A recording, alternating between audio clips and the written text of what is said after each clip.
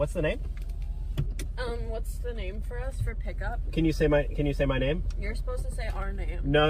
You gotta say. Can you just tell me your name because it's for safety? But we're women, so our safety is like. Oh, because you're a woman. You check the license plate, lady. Go check the license plate. No, it's not how it works. Are you serious? It's a safety risk for me. Trying to like kidnap us and traffic us. What are you okay? Literally, do you not realize that you know my make and model? You know my license plate. You also have a picture of my face. I don't even know your name. Say my name. Say our name. What planet are you from? This one. Say our name. Get out of my car. No. Get out of my car. Now don't touch my seat. Oh, do you want to sit here all day? Yeah. Okay, fine. You're not going to make any money. Isn't it fascinating when women say the quiet part out loud? We are women, so our safety is more important. I want to read you a story from the men's rights subreddit that absolutely terrified me. So back in college, I had a part-time job. I was bussing tables at a restaurant. At this point in my life, I was honestly not a good-looking young man, and I had all but given up on ever dating. One day, I'm at the end of a shift. The only people left in the restaurant are the cooking staff, the dishwasher, the waitress, and me. The waitress suddenly approaches me and says, "Hey, it's late. Can you walk me to my car?" Of course, I oblige. We aren't exactly in a dangerous area, but who wouldn't take a few minutes out of their day to make a coworker feel safer?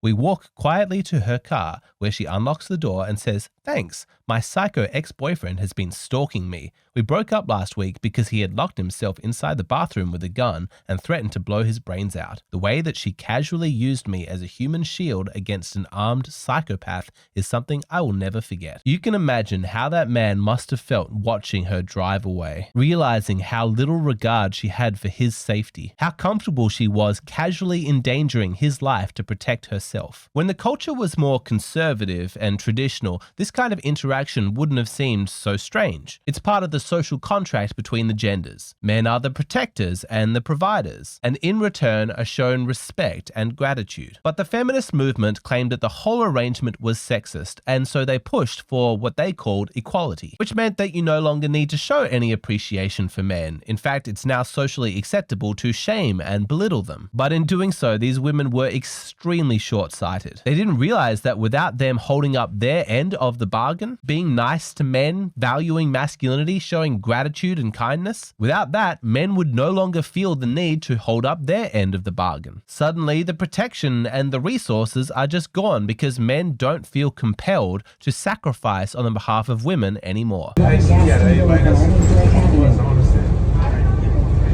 what? I just need more work. I'm just standing on my feet all day, not getting up to nobody. I can't just sit like, I only got like a few more times anyway. I got 10 stops. 10 stops left after that. You can sit down. Not getting up.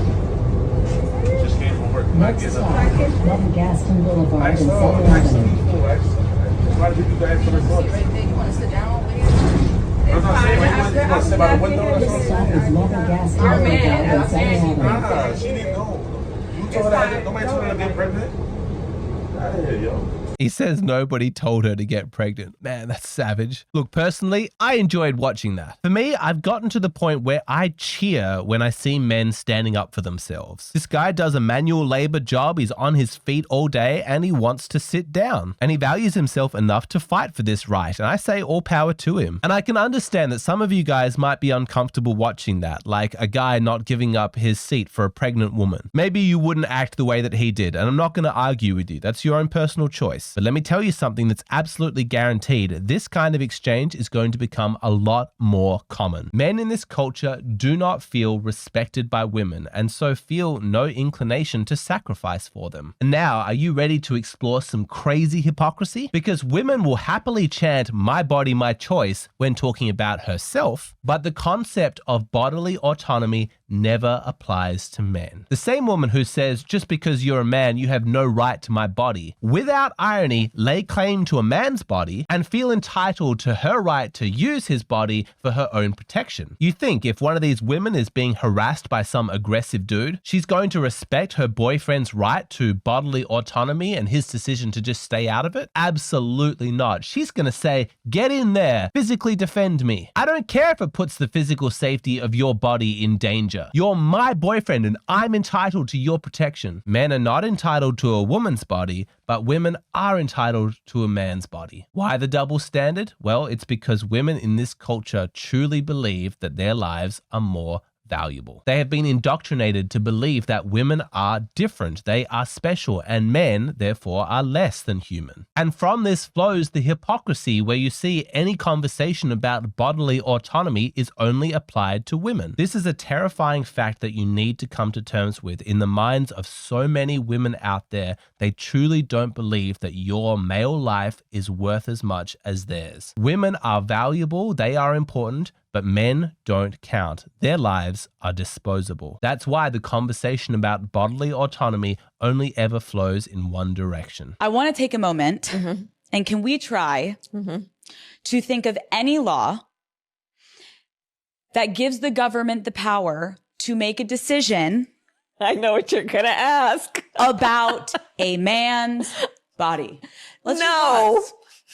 No. Curious, isn't it? Women act as though abortion laws are some unique threat to women, like they are being singled out. How dare the government regulate the bodies of just one gender, as though this is an exceptional case that can only apply to women. But in response to this part of the interview going viral, many people pointed out, well, what about the military draft? What could possibly be a bigger assault upon your right to bodily autonomy than the government signing you up against your will to fight in a dangerous armed conflict? I'm sure I'm not just speaking about myself. There must be other guys out there who feel stressed like I do every time China starts saber rattling about Taiwan or there's escalations in the Middle East. Not just because of my concern for all humanity and my desire for there to be peace, but because on a personal level, if a major world conflict breaks out, I'm part of the gender that is expected to fight. In the Ukraine, they made it illegal to leave the country if you were a man between the ages of 18 and 60. The reason is so that this could happen. This is the reality of conscription. Now, I want you to leave politics aside for the moment. Like whether you support Ukraine or you don't think the West should be funding them, whatever, just put that down and just think about this for a moment from a men's rights perspective. Look at what they are doing to this man who is terrified of dying. He does not want to be sent into a dangerous battle zone, but look how little bodily autonomy he has. And now, consider for a moment what the reaction around the world would be if this same footage existed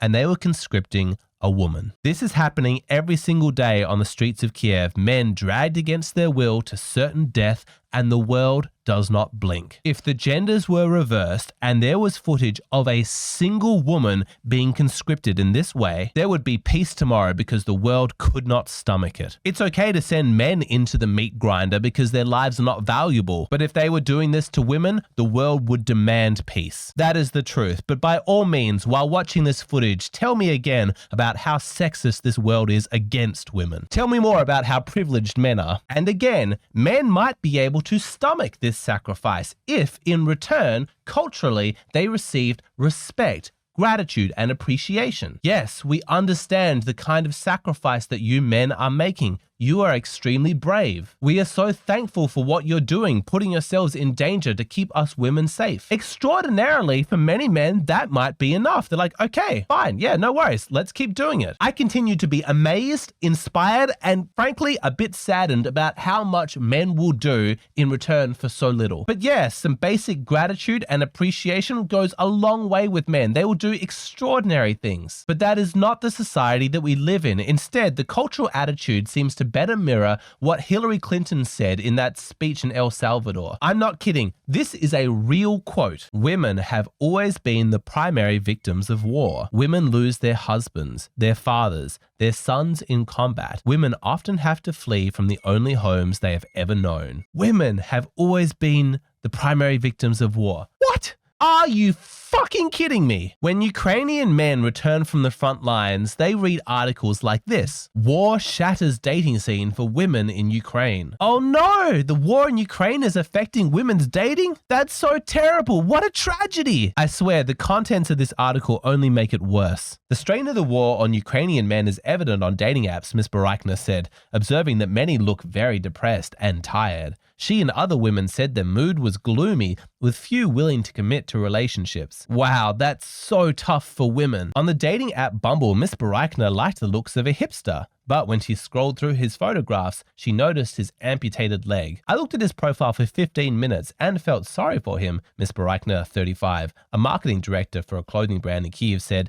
in an interview. She wondered if she could handle a relationship with a maimed war veteran. Then she swiped left, removing him from potential matches. I feel I'm not ready for that. Thank you for protecting me and having your leg blown off. And while I appreciate your sacrifice, you're not worth my time to meet you for a coffee date. And another woman, Miss Actisenko, said that 1 in 5 men she encountered on Tinder were soldiers, but she has not chatted with any of them. They're brave, they're heroes, she said. But given the situation, starting a relationship feels too risky. Several Ukrainian women who have traveled abroad since the war broke out said it was much easier to date foreigners who did not face the threat of war. How must it feel to be a Ukrainian man risking your life to protect your country? And then when you come home from battle, the women are like, you seem a bit gloomy. You seem a bit depressed. Sorry, your battle wounds are kind of a bummer. I think I'm going to go date a foreigner instead. This arrangement is not sustainable. Let me repeat myself, tell you something about male psychology that is an absolute fact. They are not going to continue to sacrifice their comfort, their resources, their safety for the benefit of women unless it is in exchange of something. And you know the part that stings the most is that what they require from women